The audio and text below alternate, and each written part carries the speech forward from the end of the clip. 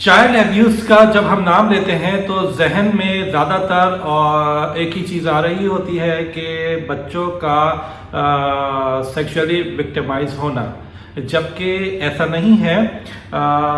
Child abuse میں بہت سی چیزیں آ جاتی ہیں، نہ صرف ان کا سیکشولی وکٹمائز کرنا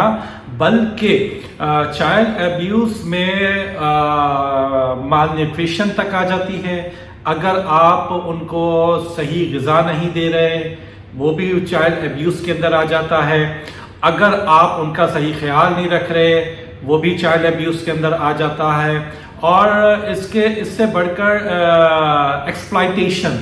بچوں کو استعمال کرنا، جو سب سے بڑا موضوع ہے چائلڈ ایبیوز کا وہ یہ ہے کہ ہمارے یہاں دیکھا جاتا ہے مختلف سوسائٹیز کے اندر کہ جب بھی ڈیورس ہوتی ہے تو یوزولی ماں جو ہوتی ہے وہ بچوں کو لے کر چلی جاتی ہے اپنے ساتھ، اور پھر بچوں کو ایز اے ویپن استعمال کرتی ہے، بچوں کو جو ہے ایکسپلائٹ کیا جاتا ہے۔ اس کو یہ بھی ایک چائلڈ ایبیوز ہے، یعنی باپ سے نہ ملنا اور ملوانا، اور جو جائز ناجائز خواہشات ہیں ان کا پورا کروانا، اور یہ ایک طرح کی بلیک میلنگ ہے، اور یہ چائلڈ ایبیوز ہے، کیونکہ بچہ اس میں نہیں ہوتا، اس ہوش میں نہیں ہوتا، اس عمر میں نہیں ہوتا کہ اپنی کوئی بات خود ڈیسائیڈ کر سکے۔ اور اس کو لے کر اگر آپ ایک طریقے سے آپ اس بچے کو استعمال کر رہے ہیں، ایکسپلائٹ کر رہے ہیں، تو یہ باہمی جھگڑوں کے اندر، گھریلو جھگڑوں کے اندر، ڈومیسٹک ایشوز کے اندر بچوں کا استعمال ہونا بھی چائلڈ ایبیوز ہے۔ اس کے علاوہ چائلڈ لیبر چائلڈ ایبیوز ہے، جس کے اندر دونوں، یعنی جو امپلائر ہے وہ بھی ذمہ دار ہے، اور اگر وہ امپلائے کر رہا ہے انڈر ایج بچوں کو، ساتھ ہی پیرنٹس جواب دہ ہیں اگر وہ کرتے ہیں۔ اور میری یہ ریکویسٹ ہوگی کہ ان کے خلاف کریک ڈاؤن ہو اور سخت سے سخت سزا رکھی جائے، نہ صرف employer whoever is employing underage children but also it goes for parents as well، تو اس کے لیے ایک سخت سے سخت سزا معین کی جائے۔ اسی طرح سے ہمارے جو کورٹس ہیں وہ جب بھی اس طرح کی ڈیورس ہوتی ہے یا جب بھی اس طرح کا میٹر ہوتا ہے، میں یہ ریکویسٹ کروں گا لوگوں کو کہ وکٹمائز نہ ہوں۔ اگر آپ دوسری پارٹی ہے، آپ کا اسپاؤس ہے، وہ بچوں کو استعمال کر رہا ہے تو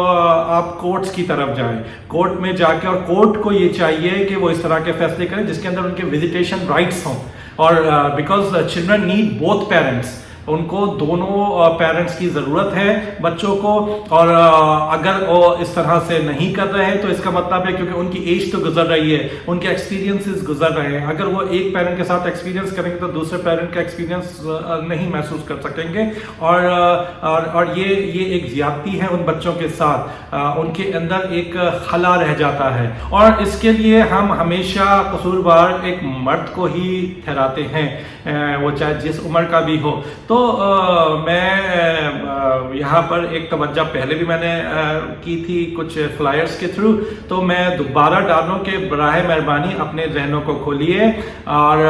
یہ صرف مرد نہیں ہوتے بلکہ خواتین بھی سیکشولی اسالٹ کرتی ہیں۔ خواتین اب زمانہ بدلتا جا رہا ہے، کچھ نالج حاصل کریں، اور اس کے اندر عورت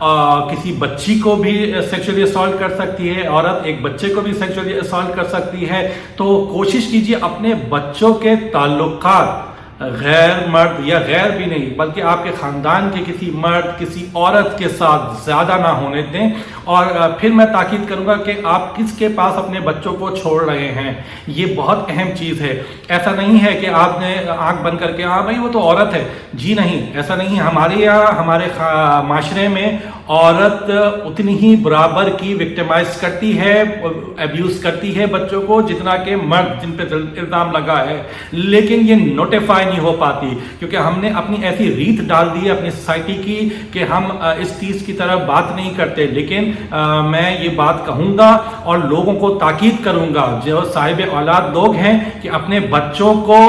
उन लेडीज से भी, ऐसा नहीं कि आंख बंद करके किसी भी लेडीज के पास अपने बच्चों को छोड़ दें, चाहे वो रिश्तेदार में हो या गैर रिश्तेदार हो। इस चीज़ का बहुत ज़्यादा ख्याल कीजिए और अपने बच्चों को चाइल्ड अब्यूज़ से बचाइए। उनको छोटी मोटी ट्रेनिंग दीजिए कि किस तरह से उनको बिहेव करना है, किस तरह से रहना है, किसके साथ रहना है, और